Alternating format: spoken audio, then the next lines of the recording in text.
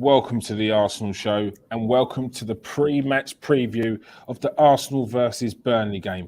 It's going to be a tough one for Arsenal. Mikel Arteta and Arsenal need the 3 points here. They need to gain momentum going into the next few games. They've got Wimbledon coming up in the Cup. They've got a big North London derby.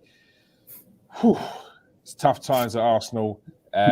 And yeah, this is going to be a very, very hard game against a Burnley side who aren't the same Burnley as we used to, a little bit more open. However, with the likes of Ashley Barnes and Chris Wood still in that team, it's always a danger for Arsenal. And with me today, I have none other than Jerome Marks. How you doing, Jerome? Yeah, fine. All fine, thanks. You okay?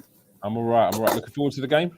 Yeah, definitely. Definitely looking forward to it. I don't know if some of our players will be looking forward to it. They might be on the end of some crunching tackles, but as a fan, yeah, should be a very interesting game.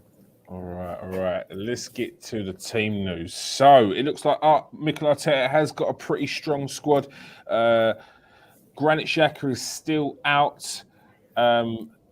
Mohamed El Nene, he is also out, and Rob Holding, he is also out. But looking to make a start in the team this week is the octopus they call Thomas Partey. Some call him, but I call him Thomas Partey because I'm common as muck. But he came on for 30 minutes in the last game. I'd say changed the game a little bit, and then he's looking to hopefully start today. So let's get to it. Jerome. Yeah. Are you worried about the game? Are you looking forward to it? What are you thinking on this one? I'm sort of thinking back to the game we played against them last season away, and one where we should have won. Yeah, we were 1-0 up, and I think Jack had a bit of a brain fart moment in our own box, and gave them the ball. It's always hard going to Burnley. Like this isn't a game where, I know we'll come on to predictions later, where there's going to be like tons of goals. It's going to be like lots of opportunities. It's going to be hard. If we get a win from there, like we'll have deserved it. I can't see us because it's such a hard place to go, and we're going to be under the cosh at times.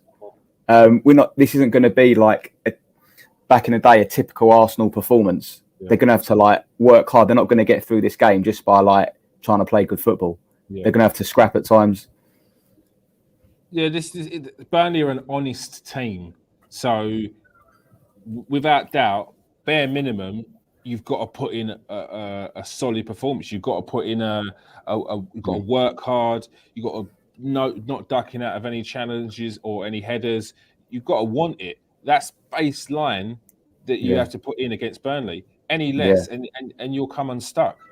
Yeah, definitely. And that's we're not going to lose the game by being outplayed. We'll lose if we get outfought and outbattled. Yeah, definitely. If you know what I mean. 100% agree. So let's get to it. The predicted lineup. Who do you think is going to start for Arsenal tomorrow? So I think I got my last prediction quite wrong. Starting with the keeper. The keeper. I think. Well, this is what I think. Did you go for Leno last week? Yeah, because I thought that he would pick. I thought Arteta would pick Leno, but okay, I'll go with what I think Arteta will do. I'm sure I'll be wrong with the few positions like always, but I think he's got to play the same back five that he played. Yes. Against. I can't see him changing any of those guys. They need continuity there. Yeah, unless there's an injury or something, he's got to play those same five players. Yeah. Centre midfield, interesting one. I think he's got to go with Partey and Lokonga. Mm-hmm. I know Maitland-Niles played centre midfield last week, but I don't think he'd done enough to start ahead of either of those two. Yeah. I agree. So I would start Partey and Lokonga. And Partey, obviously, like you said, he changed the game when he came on last week. That forward pass that he made, that disguised through the line pass straight into Saka. we need someone that's got the ability to do that. Yeah. So for me, as long as he's fit, he plays. And then what do I think he'll go with front three wise? I think he'll go with the same players that he did last week. So I think he'll go with Pepe and Saka wide, Odegaard and Aubameyang. But if it was up to me, Smith Rowe's my favourite out of those guys. I would put Smith Rowe in there instead of maybe Pepe. I just think Smith Rowe's different class. But does Smith Rowe add as much as an attacking threat as Pepe? That's a good point. It depends where Pepe. It depends what position on the pitch Pepe takes up in this game. If he's stuck out wide, Pepe is going to have no impact on this game. If he picks up the ball inside, then he can make a difference. But if he's stuck out on the wing for like the first 30, 40 minutes, like nothing will happen. He won't do anything. It's not his fault, but that's just the way he plays. I think what's being looked at here is where have your goals come from in the past 2 seasons? Yeah. Emil Smith Rowe's got 1 goal, potentially maybe 2. Saka, who did actually have a half decent season for scoring last season, but how often does he get shots on goal? Aubameyang, he's our striker. You've got Lacazette, he's our striker, and then you've got Pepe. He actually makes attempts on goal. I think that's the thinking behind potentially not playing Smith Rowe and putting Pepe in. However, I think long term that Odegaard is a number 8. I think he's a very attacking number 8. You saw the way in the previous game that he doesn't mind getting stuck in. He doesn't mind chasing down and putting pressure on people. I think it would be specific to certain games. However, I think that he could sit a lot deeper, and you could have a team with Odegaard and Smith Rowe in. Not for this game, because this game is not suited for an Odegaard sitting in that central midfield role. In my personal. What was there anything else you'd change with that predicted lineup? Nah, not really. I think he'll stick with Aubameyang. He'll stick with Aubameyang up front. And the thing is, I feel sorry for Saka and Pepe. They're going to get lumps kicked out of them, aren't they? Yeah, it does seem that way. I mean, Burnley are not the Burnley. It's a bit like Burnley are like the new Stoke. It's like once they get called out for doing what they do, and then referees start seeing, actually, do you know what? These are kicking lumps out of people. Once the fans, although are happy at being in the Premier League, get a bit like, come on, we are happy at being in the Premier, but can we have some more shots on goal? Can we be a bit more attacking? Once they open themselves up to that, the whole thing, everything changes. And it's just never the same. And I feel like with this Burnley team, it's starting to get maybe style's a harsh word, but the likes of Dwight McNeil, Tchaikovsky, even Ben Mee, like these are players that other clubs are starting to look at and want to sort of pursue. So the transition once you take them out of the team and move on to the next team is going to be a tough one for them. I not necessarily don't think they're going to survive because I think there's clubs that are also after Chris Woods and Ashley Barnes as well. So, I think it's a different Burnley team. They're slightly more open.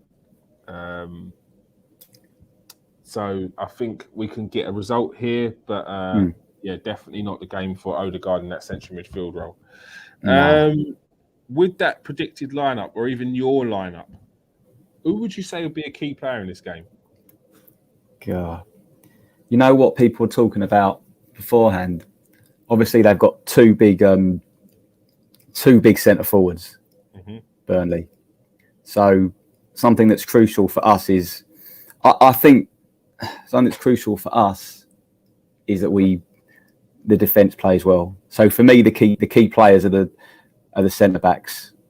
You can choose either one, Gabriel or Ben White.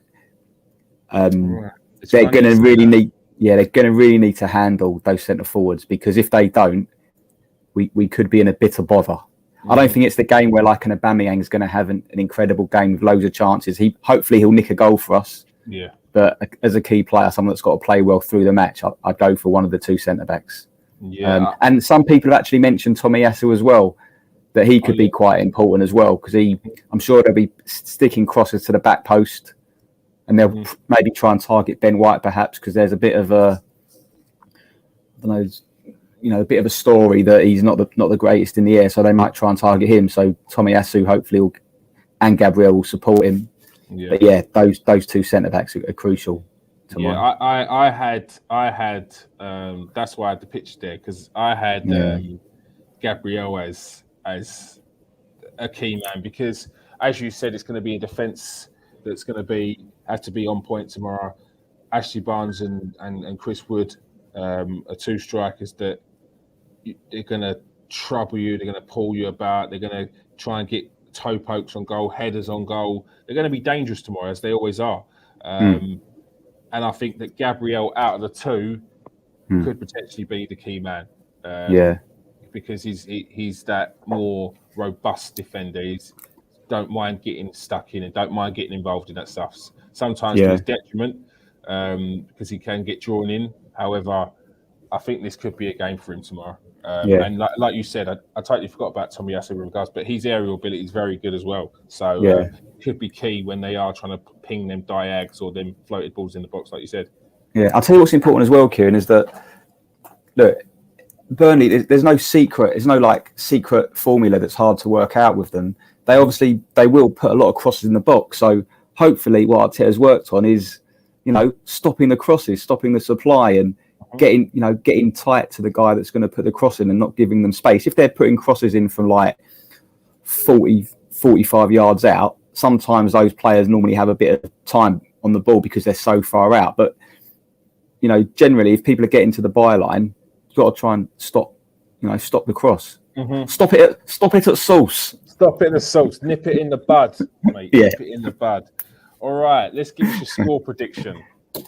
So when Nathan score prediction, Nathan gives up like a movie script. So I'm not asking for that, but I want goal scorers and your score prediction. Cool. So I don't think there'll be a lot of goals in this game. Okay. I think that we kept a clean sheet last week. I think we're due back-to-back clean sheets. And because I don't think there'll be a lot of goals, I think it's going to be the same as last week. I think it'll be 1-0 to the Arsenal. And I think Aubameyang will score again. Right. That used to be a scoreline that Arsenal used to love. I'm going to put to the Arsenal. Yeah. That's my prediction. And you think Aubameyang's going to get the goal? I think Aubameyang will nick it, yeah. Do you feel like Aubameyang's back? Was you seen enough from last week to make you think, do you know what, he's got a different kind of energy? If you feel like he wants it, or do you feel like you need to see more? Yeah, I'd like to see more. I'm not convinced either way at the moment. But hopefully now he'll have a settled sort of midfield and supply, and they can gel a bit more, and hopefully he'll get some more chances. Obviously, a lot of chances were created last week. So Aubameyang's job, just stick one of those in the net every game, and everyone will be delighted with him. He hasn't got to go crazy. Just take your chance when it comes, and that's your job done. That's what he's in the team for. Exactly. Score goals, and if you ain't scoring goals, it's a useless striker. It is. I'm sorry. Yeah. What do you reckon? Kieran? I reckon it's going to be a tough game. It's Burnley. Even when Burnley first came into the Premier League, it was always a tough one. 1-0s, 0-0s, 1-0s. Yeah, we get the odd smash. Every now and again we're smash Burnley, but usually that's at the end of the season once they're already safe. Everyone else is sweet. Everyone's got and there's no sort of real competition to it. But this is one's early in the season. I think it'll be I don't know why 2-0 just won't get out of my head. 2-0 to Arsenal won't get out of my head, and it feels wrong to say 1-0. So I'm going to go with 2-0 to Arsenal. I think Aubameyang will score, and I think Saka will score. I think Pepe is going to set up Saka, going to set up Aubameyang, and I think that Odegaard is going to set up Saka. So, yeah, I'm going extra details. Yeah. It makes any difference. No one gets any points or any prizes for this. This is all just fun. All right. Yeah, so it's going to be a tough one, but yeah. Make sure you join us for the post-match reaction. We will be going live on that, and we'll also be doing the rating show on that one as well. Thank you for joining us today, Jerome. Yeah, of course. Cheers. Thank you, everyone else for joining us. Make sure you hit that subscribe button, hit that like, hit that notifications button so you don't miss anything when we go live or when we drop a new video. And of course, if you are watching on Twitter, please hit that retweet. Peace out, people. Stay safe and wash your hands.